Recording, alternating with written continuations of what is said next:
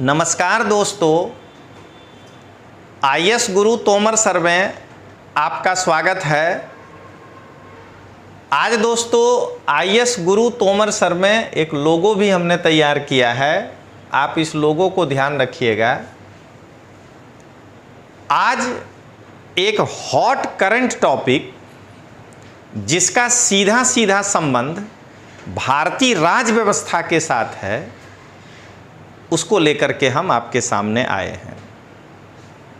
मुझे जहां तक लगता है कि इस टॉपिक से प्रारंभिक परीक्षा में भारतीय राज व्यवस्था से संबंधित प्रश्न होंगे जो जीएस 1 में आएंगे, ऑब्वियसली सीसेट में नहीं आएंगे। और मेंस में यदि प्रश्न आ सकता है मुख्य परीक्षा में, तो सामान्य अध्ययन के पेपर 2 में जो हमारा भारतीय संविधान भाग है, वहां से इस टॉपिक से करंट से जुड़े हुए प्रश्न आ सकते हैं। दोस्तों अभी हम लोग देख रहे हैं कि दिल्ली के प्रशासन को चलाने के लिए केंद्र सरकार के द्वारा एक अध्यादेश लाया गया है।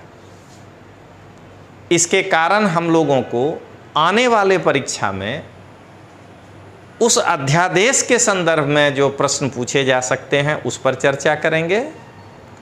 और चूंकि यह अध्यादेश राष्ट्रीय राजधानी क्षेत्र दिल्ली से संबंधित है, तो राष्ट्रीय राजधानी क्षेत्र दिल्ली की अभी संवैधानिक स्थिति क्या है, किस प्रकार के प्रश्न पूछे जा सकते हैं प्रीलिम्स में या प्रारंभिक परीक्षा में, हम लोग उस पर चर्चा करेंगे। और दोस्तों इसी प्रकार के कई करंट मुद्दों को लेकर आपके सामने, जो कि आपके विषय से रिलेटेड होगा, मैं आता रहूँगा। सबसे पहले दोस्तों हमें ये देखना है कि राष्ट्रीय राजधानी क्षेत्र दिल्ली की संवैधानिक स्थिति क्या है। तो हम सभी जानते हैं कि भारतीय संविधान में जिस अनुच्छेद को जिस भाग के अंदर रखा गया है, वह अनुच्छेद उसी भाग से संबंधित माना जाता है। जैसे 1 से 4 के अंदर कोई भी जो आर्टिकल है, तो उसको हम संघ और उसका राज क्षेत्र ही मानेंगे। नागरिकता के अंतर्गत 5 से 11 है। मौलिक अधिकार के अंतर्गत 12 से 35 तक है। उसी प्रकार directive principle of state policy के अंदर 36 से 51 है। मतलब मैं ये बताना चाह रहा हूँ कि हेडिंग जो है उसके अंदर जो भी आर्टिकल लिखा गया है उसकी संवैधानिक स्थिति वही है। मैं आपको व्यवहारिक संविधान बताऊंगा दोस्तों। तो उसी प्रकार दिल्ली के संबंध में जो भी अनुच्छेद हैं, मान लीजिए 239 AA है, जो भी है उससे संबंध में, वो भाग 8 संघ राज क्षेत्र और 7वां संशोधन 1956 के अंतर्गत आता है। तो हम लोग दिल्ली की संवैधानिक स्थिति जानने के लिए आर्टिकल 239 को जानेंगे, 239 AA को अच्छे से जानेंगे और इसके आधार पर यह समझने का प्रयास करेंगे कि दिल्ली की संवैधानिक स्थिति क्या है। और इसके बाद जो अध्यादेश लाया गया है वह किस अनुच्छेद के तहत लाया गया है। वैसे तो अपने को 239 AB, 239 B सब पढ़ना चाहिए, लेकिन दिल्ली को फोकस करके जितने आर्टिकल की आवश्यकता है उसको हम लोग देखेंगे। तो सबसे पहले हम लोग दोस्तों ये देखें, भाग 8 क्या है, संघ राज्य क्षेत्र, और इसकी स्थापना 7वां संविधान संशोधन 1956 के अंतर्गत की गई है। अब इसका मतलब ये हुआ दोस्तों कि इसके अंदर जितने भी आर्टिकल हैं उसमें जो भी राज्य के बारे में लिखा गया हो या जिस क्षेत्र के बारे में, उसको संघ राज्य क्षेत्र ही माना जाएगा। तो दिल्ली में जो कुछ भी हो रहा है उसकी उत्पत्ति कहाँ से हुई, तो उसकी उत्पत्ति अनुच्छेद 239 से होती है। कारण दोस्तों आखिर 239AA क्यों रखा गया? वो 239 से मैच कर रहा है। क्यों अनुच्छेद 21 के बाद 21A में शिक्षा के अधिकार को रखा गया? क्योंकि वह जीवन की स्वतंत्रता का विस्तार है। तो 239 का ही विस्तार 239A, 239AB, 239AA है, इसलिए हमें इसके बारे में जानना चाहिए। तो देखिए दोस्तों, 239 उसका हेडिंग क्या कहता है? संघ राज्य क्षेत्र का प्रशासन।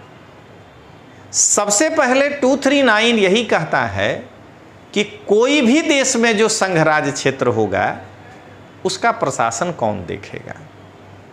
तो इसका पहला 239 का फर्स्ट कहता है कि संसद द्वारा बनाई गई विधि के द्वारा।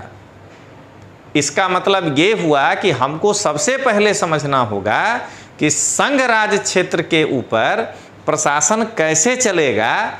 इसके लिए संसद के ऊपर कोई निर्बंधन नहीं है।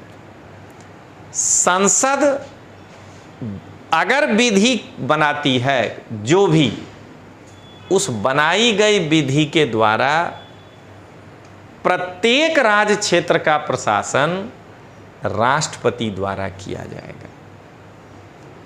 मतलब ये तो कन्फर्म है कि संघ राज्य क्षेत्र का प्रशासन राष्ट्रपति के द्वारा किया जाएगा, पहली बात।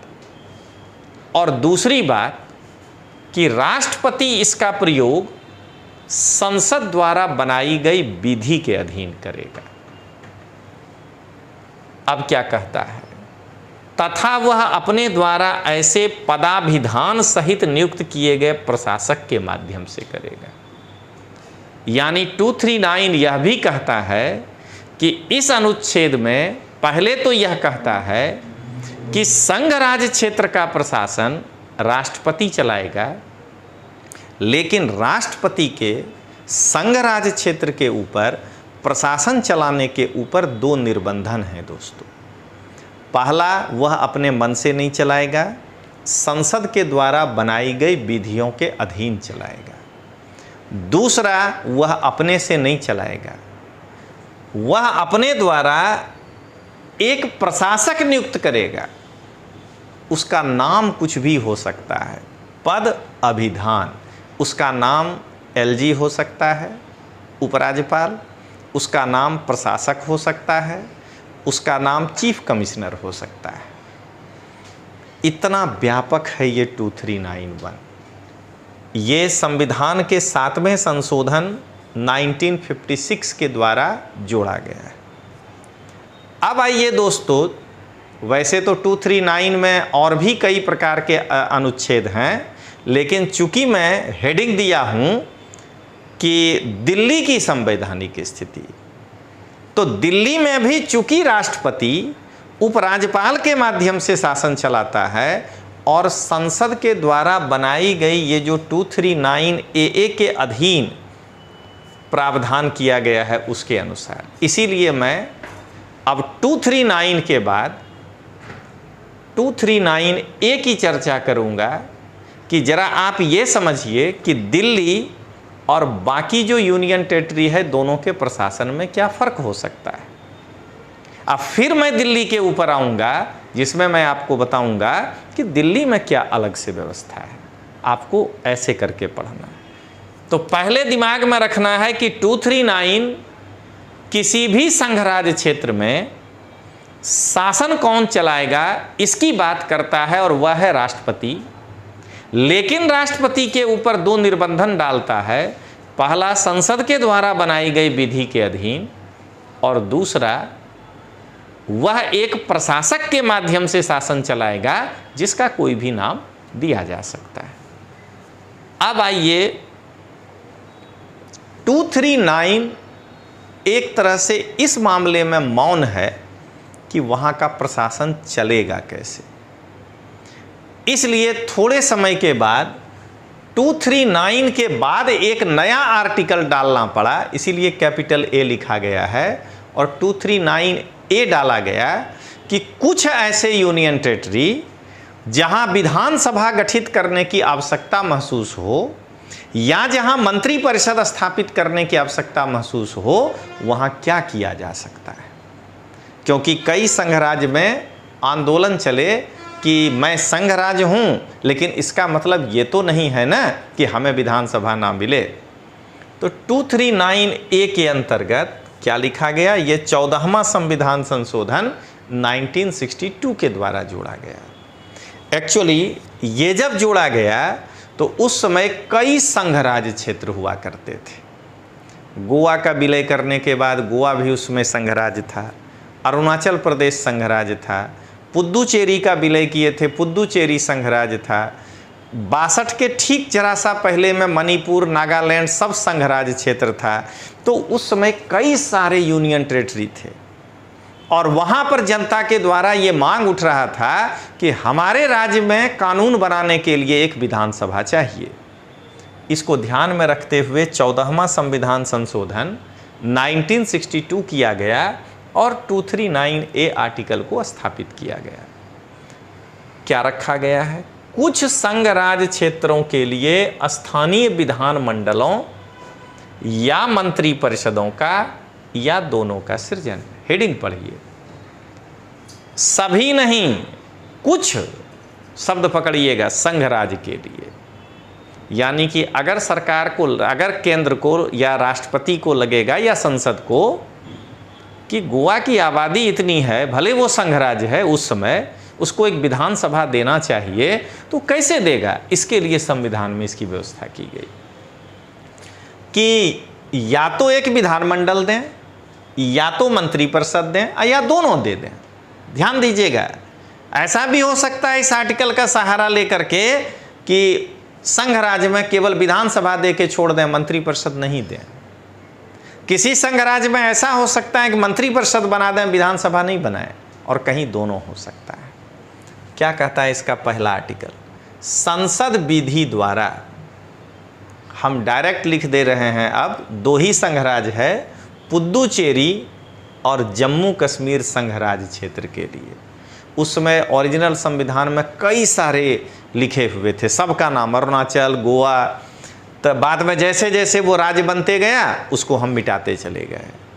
तो कहता है पुद्दुचेरी और जम्मू कश्मीर संघ राज्य क्षेत्र के लिए भागतः नाम निर्देशित या भागतः निर्वाचित मंत्री विधानमंडल या मंत्रिपरिषद या दोनों का सृजन किया जा सकता है। मतलब कि संसद को 239A यह शक्ति प्रदान करता है कि पुद्दुचेरी और जम्मू कश्मीर विधानसभा का गठन करेगा, संसद को विधि के द्वारा कर सकता है। लेकिन वह जो विधानसभा होगी उसमें भागतः नाम निर्देशित और भागतः निर्वाचित होगा। यानी अगर संसद को ऐसा लगे, जैसे अभी जम्मू कश्मीर है, कि राज्यपाल, मैं ऐसे ही बता रहा हूं, 2 महिला सदस्य को नॉमिनेट करे तो हो गया भागतः नामांकित। अब बाकी कहे कि नहीं 90 सीट पर चुनाव हो और तब कह दे जम्मू कश्मीर विधानसभा की सीटों की संख्या 92, हो सकता है। तभी तो वो 2 महिला राष्ट्रपति चुनाव में भाग नहीं लेगी, क्योंकि वो नामांकित होगी। तो ये भी हो सकता है कि नामांकित भागता हो और भागता निर्वाचित विधानमंडल या मंत्रिपरिषद या दोनों का सृजन कर सकेगी। दोस्तों अभी भी पेंच है, यदि संसद विधि बना करके जम्मू कश्मीर के लिए केवल विधानमंडल गठित करके छोड़ दे और वहां ये लिख दे कि राष्ट्रपति के द्वारा नॉमिनेटेड 5 मिनिस्टर जो है उस प्रशासन को देखेगा, तो वह भी हो सकता है। इनमें से प्रत्येक के गठन, शक्ति और कृत्य को विधि द्वारा निर्धारित कर सकेगी। यानी ये करने के लिए संसद को कानून बनाना पड़ेगा। मतलब अगर अब आपसे कोई प्रश्न पूछे, इसके लिए मैं सेकंड पार्ट लेकर आऊंगा कि जम्मू कश्मीर के विधानसभा का कार्यकाल 5 साल का होगा, ये कैसे पता चलेगा? तो ये संविधान में लिखा हुआ नहीं मिलेगा, क्योंकि अब जम्मू कश्मीर यूटी है। इसके लिए अब जो है ना, संसद में कायदा बनेगा, उस कायदा में, वो संसद में जो कायदा आएगा, संसद में जो वो कानून आएगा बनने, उसका हेडिंग होगा जम्मू कश्मीर संघ राज क्षेत्र प्रशासन 2023। उसमें फिर धारा 1, धारा 2, धारा 3, धारा 4, अब मान लीजिए 5वें में वहाँ लिखा जाएगा जम्मू कश्मीर विधानसभा का कार्यकाल। तब नीचे लिखेगा कि यदि उपराज्यपाल के द्वारा जम्मू कश्मीर विधानसभा को पहले विघटित ना कर दी गई हो तो जम्मू कश्मीर विधानसभा का कार्यकाल 5 साल का होगा। तब परीक्षा में हमको उस धारा को भी पढ़ना है दोस्तों। आज हम दिल्ली के बारे में अगर कोई आपसे पूछे कि मुख्यमंत्री क्या कहते हैं, सॉरी, विधानसभा अध्यक्ष को कौन चुनता है, ये कहाँ लिखा हुआ है, तो उसके लिए एक्ट है दोस्तों, वो मैं भी बताऊंगा। उस एक्ट के धारा को पढ़ना पड़ेगा। अब आइए आगे बढ़ें। अब आते हैं दिल्ली को ध्यान में रख के 239 AA। क्या लिखा? दिल्ली के संबंध में विशेष उपबंध। मतलब कि दिल्ली तो संघराज है ही, इसमें नहीं कह रहा है कुछ, नेचर में वो संघराज ही है, लेकिन दिल्ली के बारे में एक विशेष प्रोविजन, उपबंध 69वां संशोधन 1991 के द्वारा जोड़ा गया। क्या कहता है? दिल्ली संघराज क्षेत्र को, पढ़िए, दिल्ली संघराज क्षेत्र ही है, दिल्ली राष्ट्रीय राजधानी क्षेत्र कहा जाएगा। इसमें यह नहीं लिखा गया कि आज से दिल्ली संघराज क्षेत्र को दिल्ली राज्य कहा जाएगा। इसमें कहा गया कि दिल्ली राष्ट्रीय राजधानी क्षेत्र कहा जाएगा, लेकिन दिल्ली संघराज ही है, ये हमको समझना पड़ेगा। फिर क्या कहता है? तथा अनुच्छेद 239 के अधीन नियुक्त उसके प्रशासक को उपराज्यपाल कहा जाएगा। यानी जो आर्टिकल 239 में आप पढ़े थे कि राष्ट्रपति ऐसे पदाभिधान सहित नियुक्त किए गए प्रशासक के माध्यम से शासन करेगा, इस लाइन को यहाँ क्लियर किया कि प्रशासक जिसको नियुक्त करेगा उसको हम उपराज्यपाल कहेंगे। ये ध्यान रखना है। अब आइए, अनुच्छेद 239 AA में 3A क्या कहता है? विधानसभा किन चीजों पे कानून बनाएगी? तो विधानसभा राज्य सूची में, जो 7वीं अनुसूची में है राज्य सूची, उसमें लोक व्यवस्था, पुलिस और भूमि को छोड़कर राज्य सूची और संवर्ती सूची पर कानून बना सकती है। जरा समझिएगा दोस्तों, कितना बड़ा बात यहां कह रहा है। यहां कह रहा है कि दिल्ली की जो विधानसभा है वो लोक व्यवस्था, भूमि और पुलिस को छोड़कर बाकी अन्य विषयों पर कानून बनाएगी। और अनुच्छेद 239 AA 3B क्या कहता है? बहुत इंपॉर्टेंट है दोस्तों, ये परीक्षा के पॉइंट ऑफ व्यू से ध्यान रखिएगा। संघ राज्य क्षेत्र या उसके किसी भाग के लिए किसी विषय के संबंध में विधि बनाने की शक्ति का संसद का अल्पीकरण नहीं होगा। मतलब दिल्ली जो है उसके लिए संसद कोई कानून कभी भी बना दे, उस शक्ति का अल्पीकरण नहीं होगा। यानी संसद तो जब चाहे तब दिल्ली के लिए कानून बना सकता है।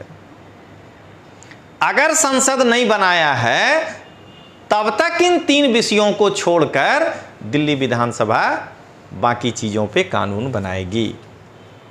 अब आइए 239 AA 4 क्या कहता है? अब राज्यपाल को विवेकी शक्ति क्या क्या दिया गया है?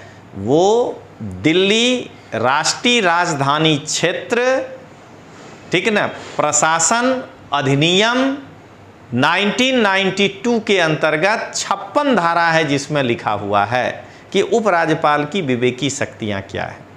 लेकिन यहां क्या कहता है? जिन विषयों पर राज्य उपराज्यपाल को विधि द्वारा विवेकी शक्ति अपेक्षित है, जिस पे उपराज्यपाल को विवेकी शक्ति है उस पर तो उपराज्यपाल अपने ही विवेकी शक्ति का प्रयोग करेगा।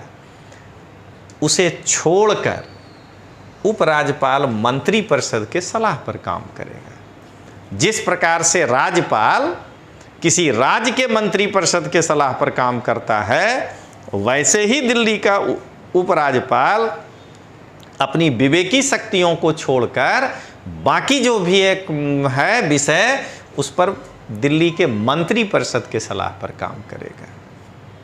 लेकिन ये नहीं मान लेना है कि मंत्रिपरिषद को एब्सोल्यूट पावर दिया गया है। दोस्तों, मैं संविधान को इस तरह से व्यवहारिक तरीके से पढ़ाता हूँ। क्या कह रहा है देखिए, परंतु उपराज्यपाल और मंत्रियों के बीच किसी विषय पर मतभेद की दशा, यानी उपराज्यपाल को तो एक सेफ कोना दिया गया कि इन विषयों पर आपकी विवेकी शक्ति है, लेकिन उसके अलावा जिस पर उपराज्यपाल को विवेकी शक्ति नहीं है, यदि उसमें उपराज्यपाल और मंत्रिपरिषद के बीच विभेद हो जाए, मतभेद, तो उपराज्यपाल राष्ट्रपति को भेज देगा।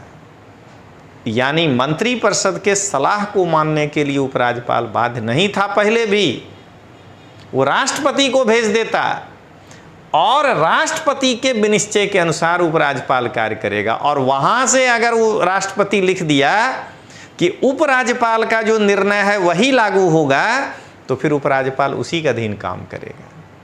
अगर राष्ट्रपति महोदया लिख दें कि नहीं, ये मंत्रियों के द्वारा कहा गया, मंत्रिपरिषद के द्वारा दिया गया निर्णय ही मान्य है, तो उपराज्यपाल को उसके अनुसार काम करना पड़ेगा। इसका मतलब कि दिल्ली के मंत्रियों को वो संपूर्ण शक्ति नहीं है कि उसके सलाह पर उपराज्यपाल काम करे। अब आइए 239 AA का 7A क्या कहता है। 70वां संविधान संशोधन 92 के द्वारा जोड़ा गया। संसद पूर्वगामी खंडों को प्रभावी बनाने के लिए 239 AA में 1, 2, 3, 4, 5, 6, 7 ये जो 7 उप अनुच्छेद हैं, उनको प्रभावी बनाने के लिए विधि द्वारा वो बंद करेगी। यानी कायदा बनाना पड़ेगा संसद को। राज्यपाल को कौन सी विवेकी शक्ति देंगे, उसके लिए उपराज्यपाल को कानून बनाना पड़ेगा। अब आइए 239 AA 7B क्या कहता है। कहता है कि ये जो ऊपर वाला अनुच्छेद है, उसके अंतर्गत यदि संसद विधि बनाने निकलता है तो उसको 368 के प्रयोजन के लिए, हालांकि संविधान में तो संशोधन ही हो रहा है, आप अगर उस ऊपर के आर्टिकल में कुछ भी नया लिखना चाहते हैं तो वो तो संशोधन हो रहा है, लेकिन 368 के प्रयोजन के लिए संविधान संशोधन इस बात के होते हुए भी नहीं समझा जाएगा। यानी उस प्रक्रिया को साधारण कानून के तहत पारित किया जाएगा। मतलब यहाँ संविधान संशोधन विधेयक वो नहीं माना जाएगा, यानी उसको लोकसभा और राज्यसभा में अलग अलग पास नहीं कराना है, दोनों जगहों पर साधारण बहुमत से पास कराना है। और अगर मतभेद हो जाता है तो दोनों सदनों के संयुक्त अधिवेशन में इसको पारित कराया जा सकता है। अब आइए दोस्तों, यहाँ पर मैं आपसे कुछ वार्तालाप करना चाहता हूँ। IS गुरु तोमर सर की स्थापना का मूल उद्देश्य यही है कि जो बच्चे कॉलेज के साथ साथ तैयारी करना चाहते हैं, उनको हो सकता है कि दूर दराज के क्षेत्र में वो रह रहे हों और दिल्ली वो नहीं आ पा रहे, तो उनको दिल्ली की गुणवत्ता वाली ही कोचिंग कैसे मिले। बल्कि मैं तो कहूँगा कि ये कोर्स दिल्ली के कोचिंग के गुणवत्ता से बहुत आगे है, वो नहीं पहुँच सकता है यहाँ तक। तो कॉलेज के साथ साथ तैयारी करने का आपके पास एक सुनहरा अवसर है। आपको आपका शहर नहीं छोड़ना है। UPSC नाम है ऑथेंटिक बुक कोर्स। इसमें हम जितने भी ऑथेंटिक बुक्स होंगे, इसका और डिटेल्स हम आगे लेकर आएंगे, आपको पूरा एक वीडियो उस पर बनाएंगे। आज जानिए कि KC श्रीवास्तव हो गया, सविंदर सिंह हो गया, बेयर एक्ट हो गया, ऐसे जो ऑथेंटिक बुक्स हैं उसको इस बोर्ड में लगा करके लाइन बाय लाइन आपको पढ़ाएंगे। और आपको नोट्स बनवाएंगे और आपको समझाएंगे कि कैसे तैयारी करना है। 1000 घंटों की यह कक्षा होगी 1 साल के अंदर। ऐसा न्यू ऑनलाइन बैच शुरू होने जा रहा है 10 जुलाई 2023 से। ये ऑनलाइन बैच है हिंदी भाषी राज्यों के लड़कों के लिए जो कि दूर दराज के क्षेत्रों में रहते हैं। और इसका पूरा प्लान लेकर के हम आगे आ रहे हैं कि ऑथेंटिक बुक्स क्या है, सारे बुक्स का पहले नाम बता देंगे और उसी किताब को लाइन बाय लाइन पढ़ाएंगे। भारत के सुदूरवर्ती क्षेत्रों में रहने वाले छात्रों के लिए ये स्पेशल ऑनलाइन यूपीएससी बैच है। आप हमसे संपर्क कर सकते हैं व्हाट्सएप के थ्रू या कॉल करके जान सकते हैं। इसका नंबर है 9422723077। ध्यान रखना है, लास्ट में 77 है, ये नंबर है। इस नंबर पर आप व्हाट्सएप करके या कॉल करके इस कोर्स के बारे में, जो एकदम पूरी तरह से प्रारंभिक परीक्षा के GS 1 को फोकस करके ये कोर्स लॉन्च किया गया है। 1000 घंटे का ये ऑनलाइन कोर्स आपको मिलेगा। अब जरा आगे बढ़ें। अब आइए दोस्तों, ये जो दिल्ली की स्थिति है उसको ध्यान में रखते हुए आप क्या देख रहे हैं कि सारा अधिकार संसद को है। लेकिन अगर संसद सत्र में ना हो और दिल्ली के लिए जो है कोई कायदा बनाने की आवश्यकता हो जाए तो राष्ट्रपति की विधायी शक्ति के अंतर्गत संविधान किसकी इजाज़त देता है? तो राष्ट्रपति की विधायी शक्ति के अंतर्गत संसद के विश्रांति काल में अध्यादेश प्रख्यापित करने की राष्ट्रपति की शक्ति। अब देखिए क्या लिखा है। उस समय को छोड़कर जब संसद के दोनों सदन सत्र में हैं, में नहीं है, थोड़ा सा मिस्टेक है। यदि किसी समय राष्ट्रपति को यह समाधान हो जाता है कि ऐसी परिस्थितियां विद्यमान हैं जिनके कारण तुरंत कार्रवाई करना उसके लिए आवश्यक हो गया है, तो वह ऐसे अध्यादेश प्रख्यापित कर सकेगा। यानी 239 AA के 7A में जो संसद को 239 AA के 1 2 3 4 5 6 7 के अंदर विधि बनाने की शक्ति दी गई है, अगर संसद सत्र में ना हो तो क्या होगा? तो राष्ट्रपति अध्यादेश जारी कर सकता है। ये इसका मतलब हुआ। इसका 2 क्या कहता है? इस अनुच्छेद के अधीन जो अध्यादेश आएगा उसकी वही शक्ति होगी जो संसद के द्वारा बनाया गया नियम होगा। लेकिन जैसे ही संसद का अगला सत्र आएगा, दोनों सदनों के समक्ष रखा जाएगा। अगर ये नहीं रखा गया तो संसद के शुरू होने की समाप्ति के पहले, यानी संसद समाप्त होने के 6 सप्ताह के बाद ये प्रभावी नहीं रह जाएगा। राष्ट्रपति यदि चाहे तो इसे किसी भी समय वापस ले सकता है और संसद इस अध्यादेश को या राष्ट्रपति इस अध्यादेश को उस स्तर तक लाने में सक्षम नहीं है जिस स्तर तक संसद को अधिकार नहीं मिला है। अब आइए दोस्तों, मैं अगले एपिसोड में जो आपके लिए लेकर आ रहा हूं वो यही है हेडिंग, कि अगले एपिसोड में मैं पढ़ाऊंगा राष्ट्रीय राजधानी क्षेत्र दिल्ली सरकार एक्ट 1991 क्या कहता है, जिसके अंदर 56 धाराएं हैं।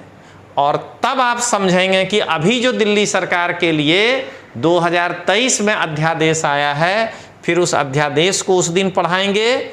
उसमें केवल एक लाइन ध्यान रखना, यही लिखा है कि 239 AA 3B को 239 AA 7 के साथ जोड़कर पढ़ना चाहिए। अब दोस्तों आपके सामने एक ऐसे कोर्स के बारे में अपना विचार हम रखने जा रहे हैं कि ये भारत का सबसे सर्वश्रेष्ठ कोर्सों में से एक है। हम हमेशा कह रहे हैं आपको कि मैं आईएएस गुरु तोमर सर की स्थापना इसीलिए किया हूं कि प्रत्येक राज्य में, विशेषकर बिहार, उत्तर प्रदेश, मध्य प्रदेश, छत्तीसगढ़, राजस्थान, हिमाचल प्रदेश, हरियाणा, दिल्ली, उत्तराखंड और भी कई राज्य जहाँ के बच्चे हिंदी समझ सकते हों, गुजरात, महाराष्ट्र, उन बच्चों के लिए मैंने कॉलेज के साथ साथ क्लासेस कर सकें इसके लिए 2 कोर्स बनाया है। एक कोर्स मैं पहले बता चुका हूं और दूसरा कोर्स जो है वो है कक्षा 12 के पश्चात कॉलेज के साथ साथ तैयारी करने का सुनहरा अवसर। यानी जो बच्चे 2023 में 12वां पास किए हैं उनके लिए ये फर्स्ट ईयर का कोर्स जो है बहुत ही लाभदायक होगा, या वैसे बच्चे जो एनसीईआरटी पढ़ना चाहते हैं, यूपीएससी एनसीईआरटी कोर्स, यह भी कोर्स 1000 घंटे का होगा। न्यू ऑनलाइन बैच है जो कि 10 जुलाई 2023 से शुरू होगा। भारत के सुदूरवर्ती क्षेत्र में रहने वाले छात्रों को 1000 घंटे का एनसीईआरटी का कोर्स मिलेगा दोस्तों। इसमें पूरा डिटेल्स में 1-2 दिन बाद बताऊंगा।